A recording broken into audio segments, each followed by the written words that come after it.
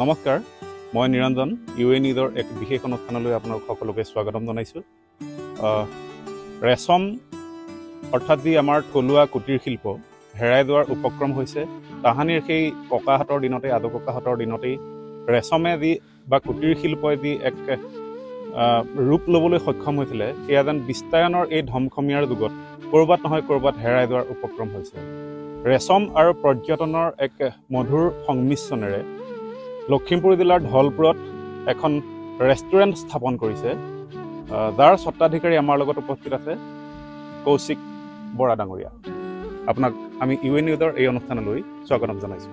আমি প্ৰথমেই জানিবলৈ চেষ্টা কৰিম এই চিত্ৰকূটৰ এই ৰেষ্টুৰেণ্টখনৰ আপোনাৰ প্ৰথম নামাকৰণটো কেনেকৈ মনলৈ আহিল?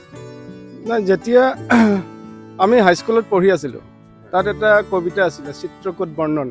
তাত সেই কবিতাটোত যতটো সম্ভৱ শংকৰদেৱে লিখা আছিলে নেকি, এইটো বিৰচিত শৰতৰ যি মানে সুন্দৰ বৰ্ণনা, সেই মধুৰ মানে অনুভৱটো আজিও মোৰ হৃদয়ত লাগি থাকে। তাৰ পৰাই প্ৰথম আহিলে। আৰু অন্যহাতে চিত্ৰকূট পৰ্বতৰ নাম নিশ্চয় শুনিছে, য'ত বনবাসত থাকোঁতে শ্ৰীৰামচন্দ্ৰই বিশ্ৰাম কৰিছিলে। আৰু ৰবীন্দ্ৰনাথ ঠাকুৰ এটা বিখ্যাত গান আছে চিত্ৰকূট নামৰ, তাৰ পৰা এই ধাৰণাটো আহিলে।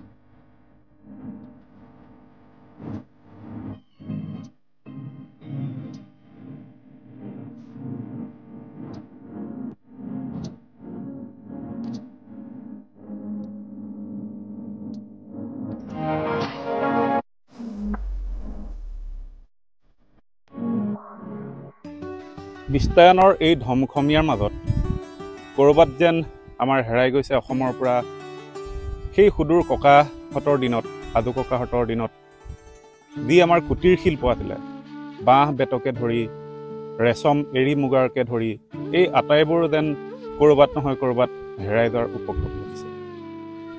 কোনে কয় আমাৰ এই সৰু বৰ অঞ্চলবিলাকতো পৰ্যটনৰ এক স্থলী হিচাপে থিয় দিব নোৱাৰে? এইসমূহ ভ্ৰান্ত ধাৰণা দূৰ কৰি নাৰায়ণপুৰৰ ধলপুৰ অঞ্চলতেই এক কুটিৰ শিল্প আৰু পৰ্যটনৰ সংমিশ্ৰণেৰে চিত্ৰকূট নামেৰে এক ৰেষ্টুৰেণ্টৰ এক সুন্দৰ পৰিৱেশ দাঙি ধৰিবলৈ সক্ষম হৈছে ধলপুৰৰ সমাজকৰ্মী কৌশিক বৰাই।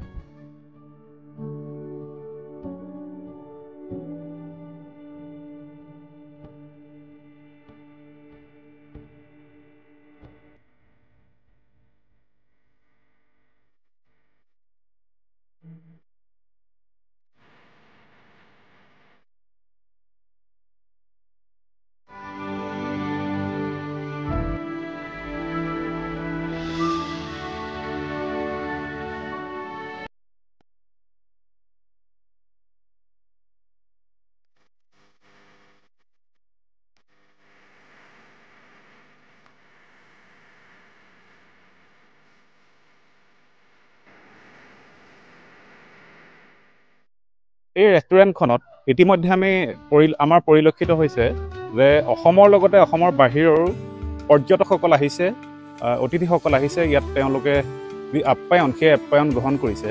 এই ক্ষেত্ৰত আমি বৰাদাৰ পৰা জানিবলৈ চেষ্টা কৰিম এতিয়ালৈকে ক'ৰ পৰা সেই অতিথিসকল আহিছে বা পৰ্যটকসকল ইয়ালৈ আহিছে। চাওক, আমাৰ এই ৰেষ্টুৰেণ্টখন আৰম্ভ কৰা বেছি দিন হোৱা নাই, আজি 4 দিন হৈছে। আজি আমাৰ প্ৰথম আহিছে অৰুণাচলৰ পৰা, তেওঁলোক বাৰ্থডে পাতিবলৈ আহিছে, আপোনালোকে নিশ্চয় দেখিছে। আৰু আমি ইয়াতে এটা কাম কৰিব বিচাৰিছোঁ যে আমাৰ নিজেই মুৰ্গী পোহা, নিজৰ পুখুৰীত মাছ ধৰা, আৰু আমি দেখিছে আপুনি বাগানত আমি চব্জি খেতি কৰিছোঁ, সেই চব্জি তুলি পেলাই অৰ্গেনিক চব্জি খোৱা আৰু এটা প্ৰাকৃতিক পৰিৱেশ, এটা অনুভৱ দিবলৈ চেষ্টা কৰিছোঁ। অৰ্থাৎ পৰ্যটকসকল আহিব আৰু ইয়াৰে থলুৱা শাক পাচলি আৰু মাছ মাংস তেওঁলোকে গ্ৰহণ কৰিব পাৰিব। হয় হয়, তাৰোপৰি ইয়াতে মোৰ এটা লক্ষ্য আছে। আজি আপোনালোকে জানে আমাৰ যিখিনি এৰী মুগা, আজি উঠি অহা প্ৰজন্মই সেই এৰী মুগাৰ চিনি নোপোৱা হৈছে। গতিকে ইয়াতে চেৰিকালচাৰ টুৰিজিম, য'ত ইয়ালৈ যদি কোনোবা আহে তেতিয়াহ'লে এৰী পলু কেনেকৈ পোহে চাবলৈ পাব, এৰী সূতা কেনেকৈ কাটে চাবলৈ পাব, এৰী কাপোৰ কেনেকৈ বোৱা হয় চাবলৈ পাব, আৰু এৰী লেটা খাবলৈ কিমান ধুনীয়া তাৰো টেষ্ট পাব। ধন্যবাদ। আমি ক'ব লাগিব যিজন আমি এই চিত্ৰকূটৰ ৰেষ্টুৰেণ্টৰ স্বত্বাধিকাৰীৰ লগত বৰ্তমান সময়ত কথা পাতি আছোঁ, কৌশিক বৰা ডাঙৰীয়া, তেখেত এৰী মুগাকে ধৰি আমাৰ এই থলুৱা সম্পদসমূহৰ আজি বহুদিন ধৰি তেওঁ সংৰক্ষণ, ইয়াৰ প্ৰচাৰ আৰু প্ৰসাৰৰ হেতু কাম কৰি আহিছে। ইয়াৰ উৎপাদিত সামগ্ৰীসমূহ, বস্ত্ৰসমূহ অসমৰ লগতে অসমৰ বাহিৰৰ বিভিন্ন প্ৰান্তলৈ তেওঁ প্ৰেৰণ কৰাৰ এক চিন্তা চৰ্চা বহুদিনৰ আগৰ পৰাই তেওঁ অব্যাহত ৰাখিছে। এই ক্ষেত্ৰত আমি তেখেতক ধন্যবাদ জ্ঞাপন কৰিছোঁ। আৰু লগতে আপোনালোকে দেখিবলৈ পাইছে এই চিত্ৰকূট ৰেষ্টুৰেণ্টত উৎপাদিত শস্য সামগ্ৰীসমূহৰ লগতে আমি যি মাছ মাংসৰ প্ৰসংগ উল্লেখ কৰিছিলোঁ, ইয়াতে এটা পুখুৰী আছে, বৰ সুন্দৰ এক পুখুৰী তেওঁ বেৰি ৰাখিছে। আৰু এই পুখুৰীত পৰ্যটকসকলে নিজেই মাছ ধৰিব পাৰিব আৰু সেই মাছ নিজেই বনাই বা তৰকাৰী কৰি খাব পৰা এক ব্যৱস্থা ৰাখিব। এই পৰিকল্পনাবিলাক বৰাদা আপোনাৰ মনলৈ কেনেকৈ আহিলে? নাই, আচলতে চাওক, যদি আপুনি জীয়াই থাকিব জানে বা শিকে, নিজে জীয়াই থকাৰ ব্যৱস্থাপনা কৰে আৰু 10জনক জীয়াই থাকিবলৈও আপুনি শিকাব পাৰে। মই প্ৰকৃতি ভাল পাওঁ, গছ গছনি, এই মাছ পোহা, মুৰ্গী পোহা, খেতি কৰা, গৰু পোহা, এইবিলাক মই ভাল পাওঁ। এইবিলাক মই নিজৰ কাৰণে প্ৰথমতে কৰিছিলোঁ আৰু এতিয়া অকণমান কৰোঁতে অকণমান প্ৰসাৰ কৰিবলৈ চেষ্টা কৰিছোঁ। আৰু বিশেষতে মই আগতো কৈছোঁ আপোনালোকক, ইয়াতে এটা চেৰিকালচাৰ টুৰিজিম প্লেচ গঢ় দিবলৈ মোৰ খুবেই আশা, য'ত এৰী পোহাৰ পৰা ধৰি লেটা খোৱালৈকে সকলো ব্যৱস্থাপনা থাকে। তাহানিতে আয়ে বৈ দিয়া সেই এৰী চাদৰখনৰ মাদকতাই আছিলে সুকীয়া। সেই হেৰাই যাব লগা মাদকতাখিনি যেন ক'ৰবাৰ পৰা পুনৰুদ্ধাৰ কৰাৰ ক্ষেত্ৰত এক প্ৰচেষ্টাত, এক আন্দোলনত বৰ্তি হৈছে কৌশিক বৰা ডাঙৰীয়া। এই ৰেষ্টুৰেণ্টখনেই হওক বা এৰী মুগাৰ শিল্পৰ দ্বাৰাই হওক বা বিভিন্ন কাৰ্যৰ দ্বাৰাই হওক, কৌশিক দাই ইতিমধ্যেই বিভিন্নজনক সংস্থাপন দিছে। আপোনাৰ কিমানমান হ'ব এতিয়া বৰ্তমান সংস্থাপনৰ তালিকা, কিমান দীঘল? ইয়াতে আছে আমাৰ পৰোক্ষ আৰু প্ৰত্যক্ষভাৱে আমি ইয়াত নিয়োজিত হৈ আছোঁ। যেনেকৈ ধৰক অসমৰ বিভিন্ন জেগাৰ পৰা যিসকলে এৰী খোলা সংগ্ৰহ কৰে, তাতে আমি কমকৈ 40ৰ পৰা 50জন ব্যক্তি প্ৰত্যক্ষভাৱে জড়িত হৈ আছোঁ। তাৰোপৰিও মোৰ 14খন শাল আছে। 14খন শালত 20জন মানুহে প্ৰত্যক্ষভাৱে সংযুক্ত হৈ আছে আৰু 15টা চিলাই মেচিন আছে। তাত কমকৈ 10জন মানুহ সংস্থাপন হৈ আছে। আৰু আমি উৎপাদন কৰা এই বস্ত্ৰ নৰ্থ ইষ্টৰ বিভিন্ন জেগাত বিক্ৰী কৰিবলৈ যোৱাও এদল আমাৰ ল'ৰা আছে।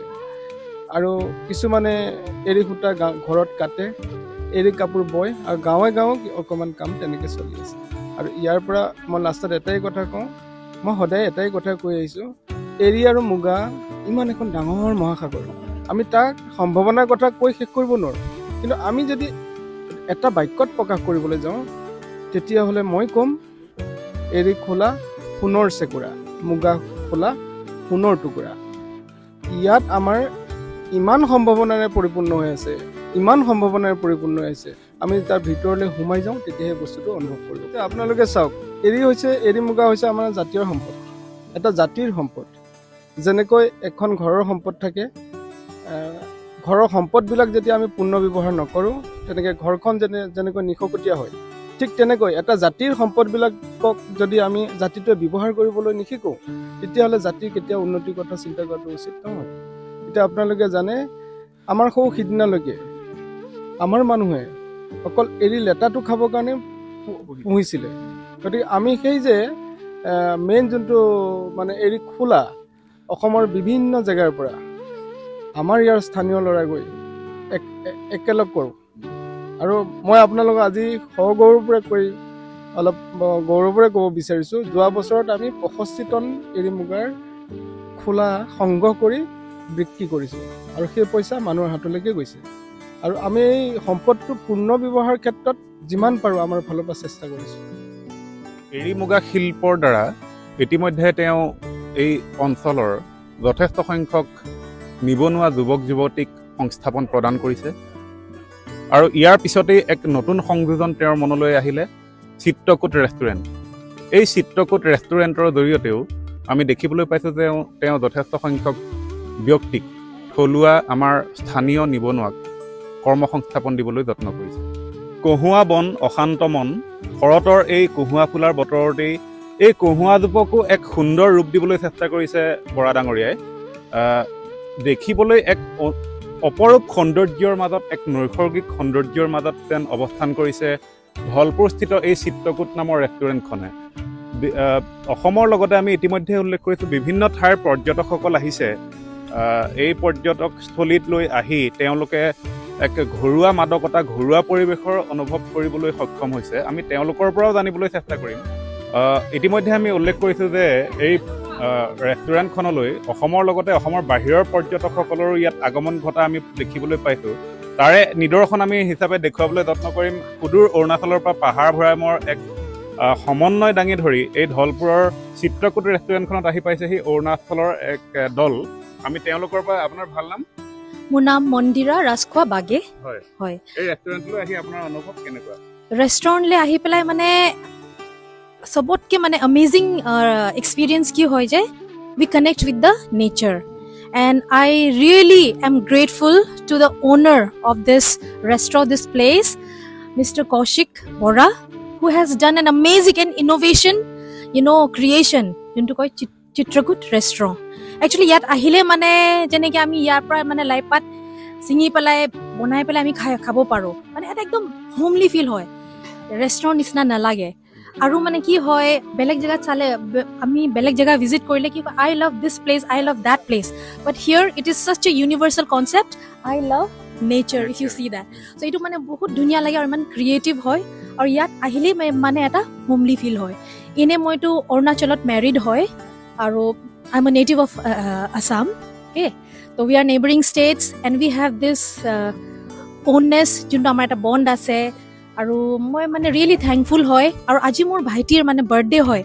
বাৰ্থডে যেতিয়া হয় মই মানে ফাৰ্ষ্ট থিং মোৰ মাইণ্ডত আহিলে যে নাই, এইটো জেগাতকে মানে বেষ্ট প্লেচ হ'ব নোৱাৰে য'ত মানে you can feel home away from home. And the owner is a super amazing person. ইমান ধুনীয়াকৈ এৰেঞ্জমেণ্ট কৰি দিছে। I am really thankful to him. And yes, thank you Chitrakoot restaurant. And yes, I would suggest anyone who is looking for celebrating or anyone who is looking to have a quality time, please do visit this place called Chitrakut Restaurant located at Dholpur. Okay, thank you so much.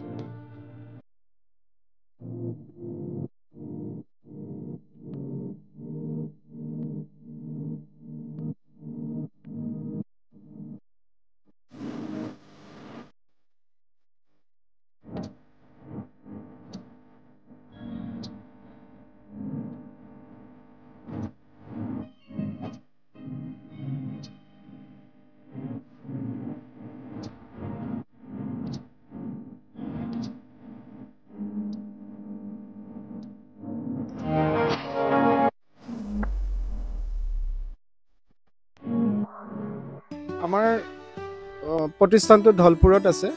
Dhalpur চেণ্টাৰৰ পৰা ধলপুৰ শিমলুগুৰি ৰাস্তাত 600 metre আহিলেই পাব। বিশেষতঃ ইয়াত আমাৰ যিখিনি থলুৱা খাদ্য তাৰ ওপৰত আমি গুৰুত্ব দিছোঁ। আৰু এই কটেজ আছে, আকৌ প্ৰাকৃতিক পৰিৱেশ আছে। এই প্ৰাকৃতিক পৰিৱেশত এটা ধুনীয়া এটা মানে অনুভৱ দিবলৈ চেষ্টা কৰা হৈছে। প্ৰকৃতিৰ এটা স্পৰ্শত আহি পেলাই এটা যিটো শান্তি লাগে, সেই শান্তিটো দিবলৈ এটা চেষ্টা কৰা হৈছে। আৰু ইয়াত থাকিবও পাৰিব, থকাৰ ব্যৱস্থাপনা আছে আৰু খোৱাৰ ব্যৱস্থাপনা আছে। বিশেষতঃ আপোনালোকে ইয়াত এটা কৰ্ম সংস্কৃতি দেখিবলৈ পাব। আমি সেইটোৰ ওপৰতে গুৰুত্ব দিছোঁ, যাতে এটা কৰ্ম সংস্কৃতি আমি আপোনালোকক খোৱাৰ লগতে এটা সুন্দৰ অনুভৱ দিয়াৰ লগতে যাতে এটা ধুনীয়া কৰ্ম সংস্কৃতিৰ অনুভৱ আপোনালোকক দি পঠাব পাৰোঁ, তাৰ চেষ্টা কৰা হৈছে। ধন্যবাদ। আমি দেখুৱাবলৈ যত্ন কৰিছোঁ চিত্ৰকূট ৰেষ্টুৰেণ্টৰ ৰান্ধনীশালৰ পৰিৱেশ। সাধাৰণতে ৰেষ্টুৰেণ্ট বা হোটেলৰ যদি আমি ৰান্ধনীশাললৈ সোমাই যাওঁ এক খুব লেতেৰা দৃশ্য আমি দেখিবলৈ পাওঁ, কিন্তু এই চিত্ৰকূট ৰেষ্টুৰেণ্টৰ ৰান্ধনীশালটো ইমান সুন্দৰভাৱে, ইমান পৰিপাটিভাৱে ইয়াত ৰখা হৈছে। আৰু যিসকল ৰান্ধনী আছে তেওঁলোকেও ইমান সুন্দৰভাৱে এই পৰিৱেশ দাঙি ধৰিবলৈ চেষ্টা কৰিছে। এয়া সঁচাকৈ বেলেগ ৰেষ্টুৰেণ্ট বা হোটেলৰ কাৰণে এক আদৰ্শ হিচাপে পৰিগণিত হোৱা কথা খুব সুন্দৰ স্বচ্ছ আৰু পৰিপাটি তেওঁলোকে স্বচ্ছতাৰ দিশত খুবেই গুৰুত্ব দিয়া পৰিলক্ষিত হৈছে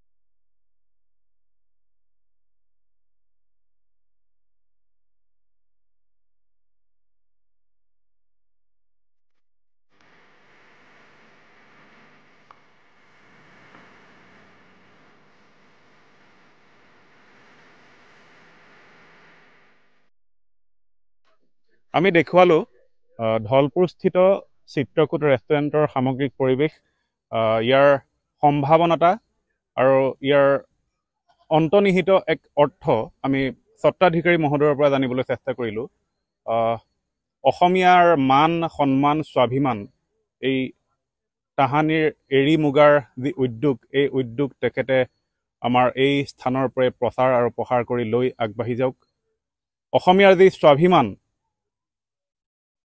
এই অঞ্চলত পৰ্যটকৰ স্থলী হিচাপে পৰিগণিত নোহোৱাৰ যি এক অভিযোগ এই অভিযোগো যাতে ইয়াৰ পৰাই খণ্ডন হওক এই ক্ষেত্ৰত আগবাঢ়ি যাবলৈ তেখেতক পৰম পিতা পৰমেশ্বৰে সুস্বাস্থ্য আৰু দীৰ্ঘায়ু কামনা কৰক তাৰে আমি শুভেচ্ছা জনাইছোঁ আশা ৰাখিছোঁ আৰু শেষত আপোনালৈ ধন্যবাদ জ্ঞাপন কৰিছোঁ আপোনালোকলৈ বহুত বহুত ধন্যবাদ আমাৰ ইয়াৰ ফালৰ পৰা UA নিউজৰ সকলো কৰ্মকৰ্তা আপোনালোক সকলোকে মই আন্তৰিক ধন্যবাদ আৰু সেৱা জনাইছোঁ ধন্যবাদ ইমান সময় আপোনালোকে চাই আছিলে UA নিউজৰ এক ব্যতিক্ৰমী প্ৰয়াস এক বিশেষ অনুষ্ঠান ইয়াৰ লগে লগে মই নিৰঞ্জনে UA নিউজৰ এই অনুষ্ঠানৰ পৰা বিদায় মাগিছোঁ ধন্যবাদ